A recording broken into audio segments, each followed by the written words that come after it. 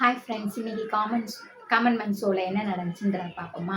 இன்றைக்கி என்ன நடந்துச்சு அப்படின்னு பார்த்தீங்கன்னா, ஆல்ரெடி வந்து விளையாட்டில் வந்து 2 டீமாக பிரித்தாங்களா. இந்த இதில் வந்து 3 டீமாக பிரிச்சிருக்காங்க. 3 டீமாக பிரித்து அவங்களுக்கு ஒரு பால் கொடுத்து அந்த கண்ணை கட்டி எத்திக்கிட்டே கொண்டு போய் கூடையில் போடணும்னு சொன்னாங்க. அதை அவங்க என்ன செஞ்சாங்கன்னு பார்த்தீங்கன்னா, கண்ணை பொத்துனோன்னே கீவாக்கில் கண்ணில் தெரிஞ்சிருந்துருக்கு. கரெக்டாக கொண்டு போய் ஒரு பையன் போட்டுட்டான்.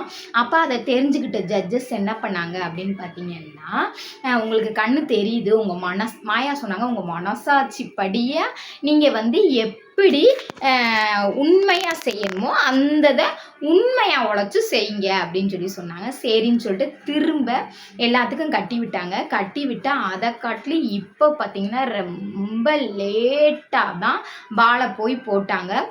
மாயா ஒரு பொண்ணு பேர், அங்கே இருக்க பொண்ணு பேரும் மாயான்னு நினைக்கிறேன். அந்த பொண்ணு என்ன செஞ்சுன்னு பார்த்தீங்கன்னா, 2 காலுக்களும் நடுவில் இப்படி பாலை பிடிச்சிக்கிட்டு அப்படியே மெதுவாக அடுத்து அவங்களுடைய குரூப் சொல்ல காதில் அவங்க சொல்ல இங்கிட்டு போ அங்கிட்டு போன்னு சொல்ல அந்த பொண்ணு போய் போட்டுருச்சு. அந்த பொண்ணு போட்டோன்னையும் மிச்சம் 3 பேரும் போட்டாங்க. போட்டோன்னே ஃபஸ்ட்டு ஜெயிச்சவங்களுக்கு 5000 ரூபாவும், 2வது ஜெயிச்சவங்களுக்கு 3000 ரூபாவும், 3வதா ஜெயிச்சவங்களுக்கு 2000 ரூபாவும் கொடுத்தாங்க. இந்த 3 டீமும் இந்த காசை எடுத்துகிட்டு போய் பர்ச்சேஸ் பண்ணணும். ஆனால் என்ன அமௌண்ட் கொடுத்துருக்காங்களோ அதுக்குள்ளே தான் பர்ச்சேஸ் பண்ணணும். அதுக்கு 1 ரூபா கூட எக்ஸ்ட்ரா போடக்கூடாதுன்னு சொல்லிட்டாங்க. சரின்னு சொல்லி அவங்களும் பர்ச்சேஸ் பண்ணிட்டாங்க. இதில் வந்து ஃபஸ்ட்டாக வந்தவங்க சொல்கிறாங்க, இதை வந்து பர்ச்சேஸ் பண்ணிட்டீங்க, உங்கள் வீட்டுக்கு வந்து வெளிநாட்டிலேருந்து ஒருத்தவங்க வராங்க, அவங்களுக்கு நீங்கள் எடுத்த பொருளை வரிசையாக ஒன்றா எடுத்து வைக்கிறாங்க. இதை எதுக்காண்டி எடுத்தீங்கன்றதை நீங்கள் ரிவ்யூ மாதிரி கொடுக்கணுன்றாங்க. அப்போ பார்த்தீங்கன்னா ஒருத்தர் ஒரு நல்லா அவர் ஒரு தொத்தி அது ஒரு மாதிரி என்ன ஊருன்னு தெரியல, அந்த ஊர் பாஷையில் பேசினார், செம்மையாக பேசினார். அப்புறம் பார்த்தீங்கன்னா முனியம்மாக்கா இருக்காங்கல்ல, அவங்க டீமில் நான் பேசுகிறேன்னு சொன்னாங்க. அவங்க குரூப்பில் என்ன சொன்னாங்கன்னா, உங்களால் முடியாதுக்கா, இல்லைக்கா நான் பேசுகிறேன் நீ பேசுகிறேன்னு அவங்களுக்குள்ளே பேசிட்டு அப்புறம் பார்த்தீங்கன்னா ஜட்ஜஸ் கேட்டாங்க யார் பேசுகிறா அப்படின்னு. டக்குன்னு முனியம்மாக்கா எந்திரிச்சிட்டாங்க. எந்திரிச்சோன்னே சொல்லுங்கன்னு சொல்லிட்டு முனியம்மாக்கா சொல்ல ஆரம்பிச்சிட்டாங்க. சொன்னது எப்படி சொன்னாங்கன்னு பார்த்தீங்கன்னா, மேகியை வந்து பாயசமாக கிண்டணும், பாஸ்தாவை வந்து குர்குரையா, இப்படி மாற்றி சொல்ல ஆரம்பிச்சிட்டாங்க. அதில் என்ன வேர்டு இருக்குன்னு தெரியல. தமிழ் தான், எனக்குமே தமிழ் தான் தெரியும், அந்த அக்காவுக்கும் தமிழ் தான் தெரியும் போல்.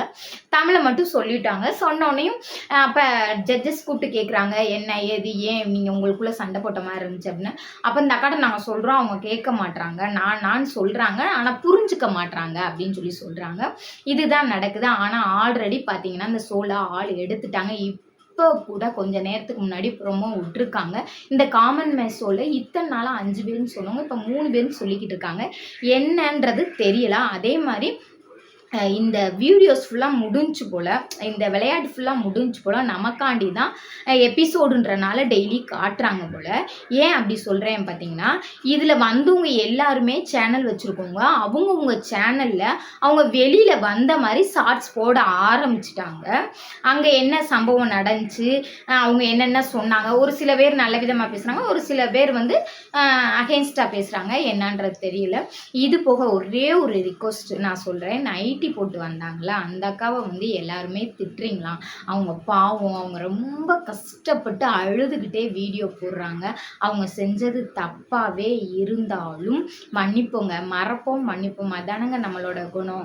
பாவம் விட்டுருங்களேன், அவங்க ரொம்ப மனசு கஷ்டப்படுறாங்க. அந்த பொண்ணே மனசு கஷ்டப்பட்டுச்சுன்னா அவங்க வீட் சைடு இருக்கவங்களாம் ரொம்ப யோசிப்பாங்க. அவங்க அம்மா வேற இறந்துருக்காங்க. பாவம், மேற்கொண்டு கஷ்டப்படுத்தாதீங்க, அவங்கள எதுவும் சொல்லாதீங்கன்னா நான் அவங்களுக்கு பதில் ஒரு ரிக்வஸ்ட்டாக கேட்குறேன், அவங்கள சொல்லாதீங்க. பாய்.